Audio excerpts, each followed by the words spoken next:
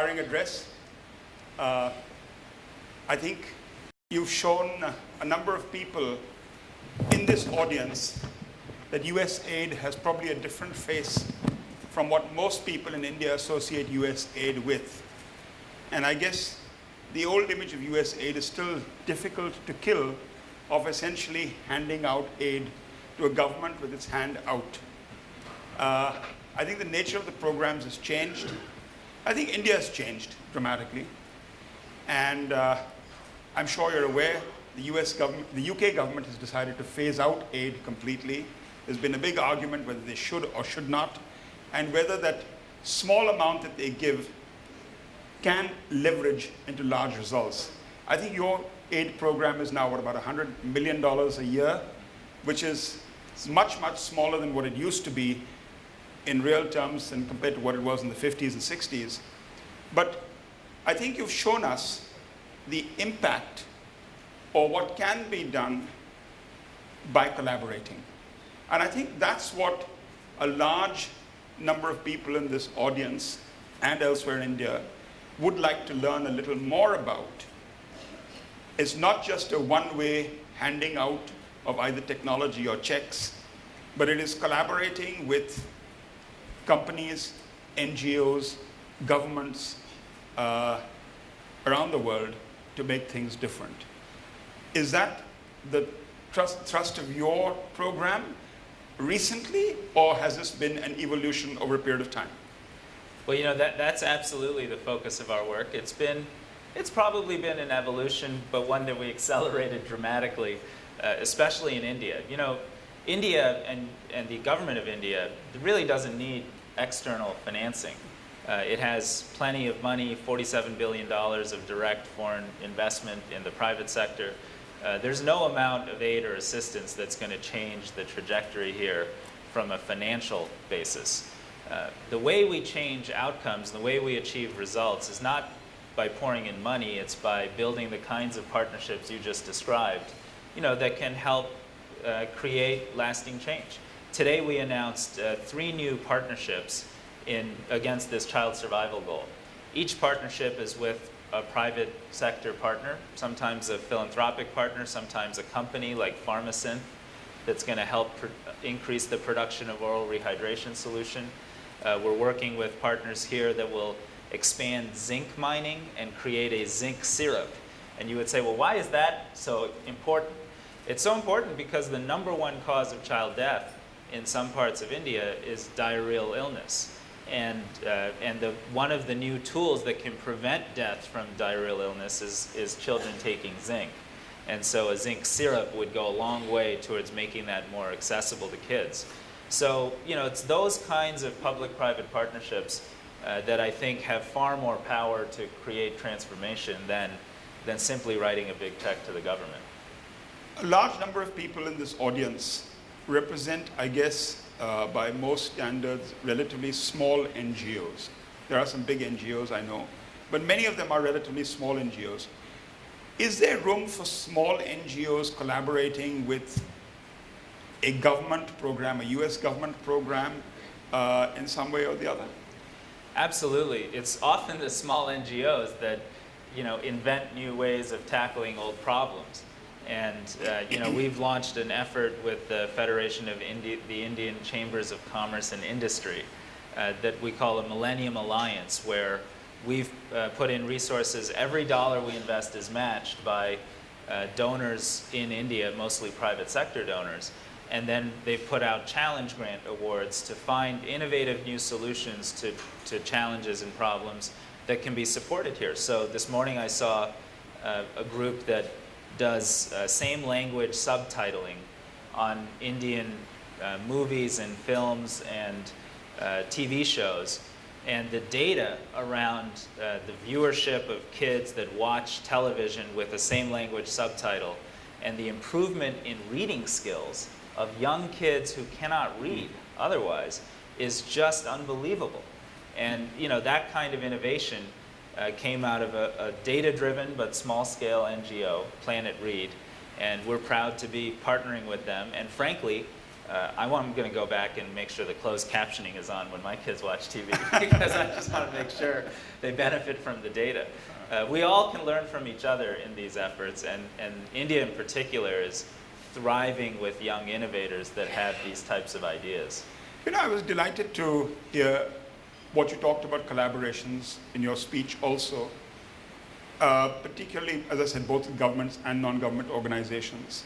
Because at one level, going back now a long time, but when Ashoka was founded in India, much of it was founded in India, a large number of ideas were based on the fact that most of the problems were not going to be solved by technology. They were not going to be solved by throwing money at the problem, but they were going to be solved by new ideas, new ways of tackling each of the issues and implementing solutions at grassroots levels, which could then be replicated throughout the country and in different parts of the world. I think I've been coming to Dasra's philanthropy forum for several years now. I think the great thing, and I'm not sure if you've got this buzz, is that the number of ideas that you see around you here, that you hear around you here, are enormous.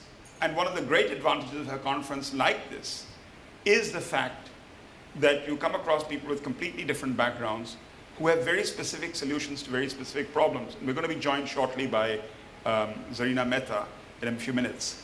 But the point that you touched upon, and I'd like to emphasize is, and I'd like your views on this also, is the fact that many NGOs in India are coming up with innovative solutions to problems that can be tackled around the world by similar NGOs who have to deal with similar problems elsewhere.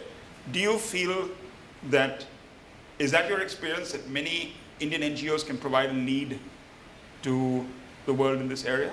You know, absolutely. And just to put it in, just to give you a couple of examples, today we rely on India's experience with self-help groups, which has been a unique and Indian approach to helping women organize themselves in rural communities. Or Bangladeshi, yes, but promulgated throughout India. Yes, sorry. And we have the Indian organization SEWA that, of course, many of you know and have worked with, doing that type of work in Afghanistan, because we know, and from an American national security perspective, our troops are coming home. And we know that for Afghanistan to persist as a stable and ultimately fair and prosperous society, the 3 million girls who we now support to go to school there need to stay in school. Women who now get organized as part of a program we've launched called the National Solidarity Program need to continue to be part of these self-help groups going forward, and India's experience there is highly relevant. I use the example of Graham Power because the challenge of 1 billion or 2 billion people that continue to live in the dark and lack access to energy saps many countries and many communities of their productive potential, including kids who don't get to learn and read. And we really believe the solution is going to be tested and applied in India long before it's going to come from, say, the United States. You know, we don't have off-grid rural communities in the United States. Certainly not enough to create a real market. If Graham Power understands how to do smart grid technology and couple it with new battery capabilities, the way we think about creating power and energy for hundreds of millions of people who live in extreme poverty today will be totally different. And that's going to come from India. And the experience is going to come from your experience here. So yes, there are powerful examples of that in practice. The other interesting thing, again, is if you could give us some more examples of perhaps some of, with your work, say, in Haiti, give us some examples of successful collaborations between your organization and Haiti, which is poorer than India. Yeah. Well, you know, my first week on the job, day 6 actually, there was a devastating earthquake in Port-au-Prince, Haiti. And in a country of 9.5 million people, 250,000 people died because almost all of the buildings collapsed in Port-au-Prince. In fact, I visited there with Secretary Clinton 2 days after the earthquake, and we met the president of the country, President Preval, And he had just come from his ministers' homes where he was literally helping his ministers search for members of their family through the rubble. And it was something I'd never seen before, the level of devastation. But the truth is, in response, we mounted the largest global humanitarian effort ever. And it included everybody. And we actually had a Kenyan social entrepreneurial firm called Ushahidi help us create a technology platform so we could see where SMS texting was going on in Port-au-Prince and use that to identify where we should put water and food delivery spots and things like that. As a result of the largest global humanitarian relief effort ever, we had 3 million people fed during a period where food systems were not available.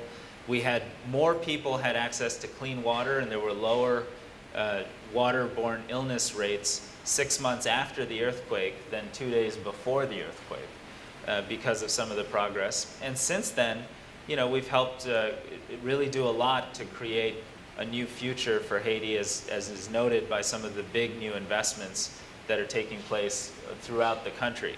That's not to suggest that development efforts can succeed in a 3-year time frame. They can't. As you know better than any other nation, it takes year after year after year of sustained growth and good policies and improved management to deliver genuine development. But we've seen real and meaningful results in just 3 years, and more than half of all American families gave directly to the Haiti relief effort. More than half the American families? More than half. More people than watched the Super Bowl gave to the which for us is a big deal, as you know, gave to the relief effort. And I'm proud to report 3 years later, we've got 1.7 million people out of settlements into housing. We've restarted the Haitian agricultural system, and they're seeing a doubling of food yields. Rates of malnutrition are down. Rates of child health access are way up. Immunization is way up, even compared to pre-earthquake Haiti. So it's been tough, it's hard, but this work can succeed. So are any NGOs who worked with you in Haiti spreading out to other parts of the world? Yeah, there are a lot of global NGOs that we work with. Increasingly, we also work with private sector companies, and they're global in nature too. I mean, two of my favorites that we work with in Haiti are Coca-Cola and Technoserve. I'll let you guess which one is the NGO. but we reach 25,000 Haitian mango farmers, and they produce a juice drink called Adwala, which is a juice drink that sells in the United States. And it's literally called Haiti Hope. And the purchases of Haiti Hope help the farmers improve their incomes and move themselves out of poverty. And Coca-Cola is building an effective business. And the co-investment has enabled real development. That same story, by the way, as you know, is happening here in Bihar as Reliance and others are commercializing agriculture and reaching tens of thousands of people with benefits as that system improves as well. So development ultimately requires real public-private partnership, which is why I think it's so important that this emerging philanthropic sector in India really engages deeply, and not just by writing checks, because Coca-Cola's check is not going to change anything. They're logistics people. They're people that can go and help build a supply chain where you can actually export mango juice, their capacity to create a product and understand how to market that and use their distribution. Those are the things that create real sustained change.